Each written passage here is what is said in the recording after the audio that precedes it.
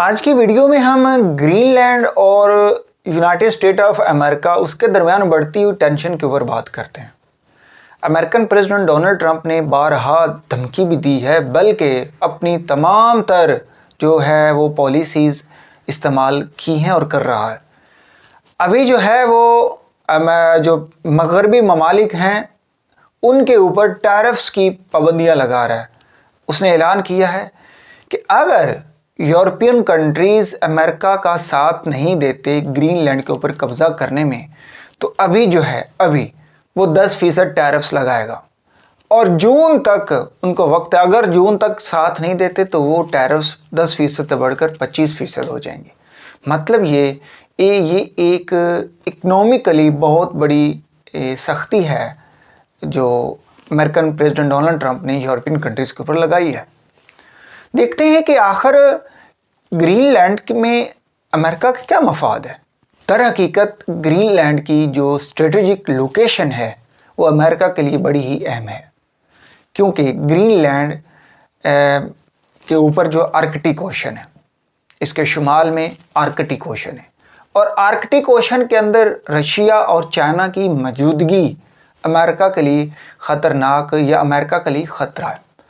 American president चाहते हैं कि अगर ग्रीनलैंड के ऊपर कब्ज़ा हो जाता है तो पहले नंबर पर तो ग्रीनलैंड जो है वो उसमें रेयर अर्थ मेटल बहुत ज़्यादा है।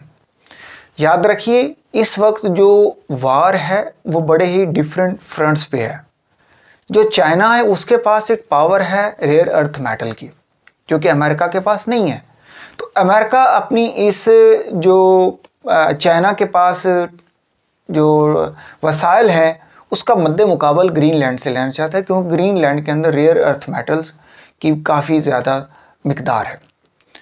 दूसरी बात यह है कि जो आर्कटिक ओशन है उसमें बढ़ती हुई जो क्लाइमेट चेंज है उसकी वजह से जो आइस है वो मेल्ट हो रही है और नए ट्रेड रूट्स निकल रहे हैं, क्योंकि इससे पहले जो है आर्कटिक ओशन में मोस्टली आइस होती है, वहाँ पर बर्फ़बारी होती है, टेम्परेचर बहुत ज़्यादा, क्योंकि वो नॉर्थ पे है। तो नॉर्थ में मोस्टली जो है जुनों के बर्फ़बारी होती है।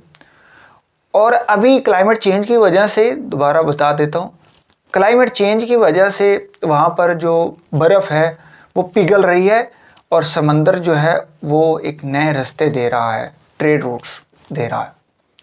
ये दो बातें। और तीसरा जो सबसे बड़ा मंसूबा था वो दर हकीकत प्रेसिडेंट ने यही कहा था कि वो अमेरिका को ग्रेट अमेरिका बनाना चाहता है। उसने वेनेजुएला पर अभी कब्ज़ा किया और वो क्यूबा के ऊपर भी धमकियां दे रहा है।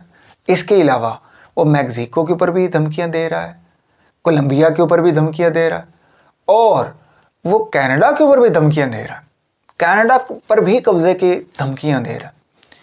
वो ग्रेट अगेन अमेरिका बनाना चाहता है। तो ये हैं जो अमेरिका के मफादात। अब होगा क्या?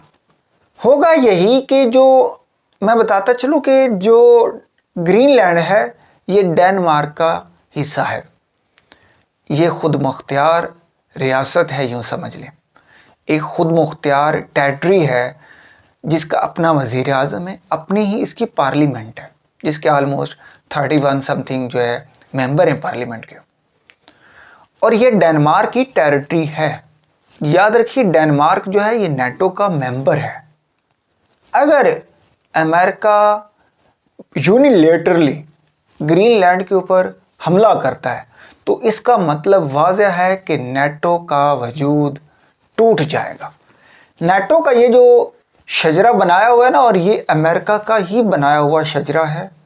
अमेरिका ने ही नेटो को बनाया और अमेरिका खुद नेटो को तोड़ेगा।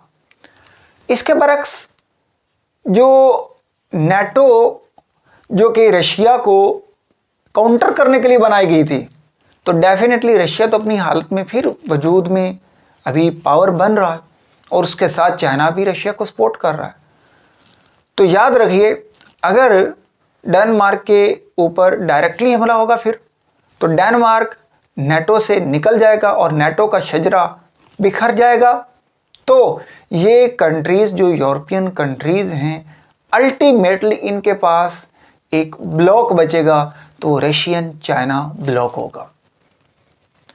तो डेफिनेटली फिर जो नेटो की डेटरेंस है वो ख़त्म हो जाएगी और रशिया और चाइना के पास अमेरिका को दोबारा से काउंटर करने के लिए बड़ी ही अपॉर्चुनिटीज़ मिल जाएंगी। तो मैं समझता हूँ कि ये जो अमेरिका की प्लानिंग है, ये मगरब को दोबारा से गर्क करने के लिए प्लानिंग है और ये ईस्टर्न कंट्रीज़ रशिया और चाइना, ये जो और ईस्टर्न पावर जो उभर रही हैं, उनको दोबारा से स्पेस दे रही हैं कि वो दोबारा से पावर्स, इंटरनेशनल जो सुपर पावर्स बन जाएंगी।